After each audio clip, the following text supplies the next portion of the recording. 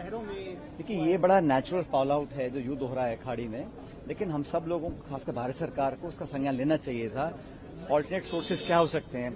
83% भारत अपना जो तेल और ईंधन है ये हम आयात करते हैं। अब जब इतना संकट आ रहा है तो हमारी व्यवस्था क्या है वैकल्पिक, ये बताना चाहिए। कई शहरों से खबरें आ रही है कि शॉर्टेज हो रही है, सरकार ने कटौती करी है, दाम बढ़ा दिए, तो कहीं ना कहीं सीधा इम्पैक्ट जो है आम व्यक्ति को पड़ेगा, मध्यम वर्ग को पड़ेगा। तो सरकार को, सदन चल रहा है, पार्लियामेंट में खड़े होकर बताना चाहिए कि हमारे ये प्रावधान है, ये हमारी रणनीति है, ये हमने ऑप्शन सोचे हैं, ताकि जनता में मैसेज ना जाए कि बहुत बड़ी किल्लत आने वाली है। और सरकार जिस तरह चर्चा करने से बच रही है, जो ईरान और अमेरिका का युद्ध हो रहा है उसमें सरकार को बताना चाहिए उनका रवैया क्या है, स्टैंड क्या है, हम लोग क्या करेंगे क्या नहीं करेंगे। और मुझे लगता है कि विपक्ष को और देश को जरूरी जानना है कि हम इस पूरे घटनाक्रम में हमारी सरकार कहाँ खड़ी है।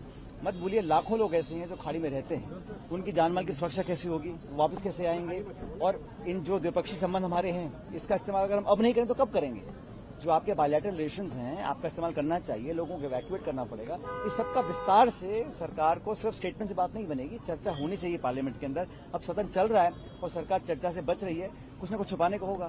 किरण रिजिजू कह रहे हैं कि प्रियंका गांधी को एलओपी बनना चाहिए, राहुल गांधी से बेहतर नेता वो है। किरण रिजिजू जी जो क्या है, हमारी पार्टी के थे, अब उधर चले गए हैं, तो अब वो अपनी राय, मुझे लगता है कि अपनी सरकार में तो बेहतर होगा। हमारी पार्टी में, हमारे दल के अंदर कौन क्या करेगा हम अच्छी तरह तय कर लेते हैं।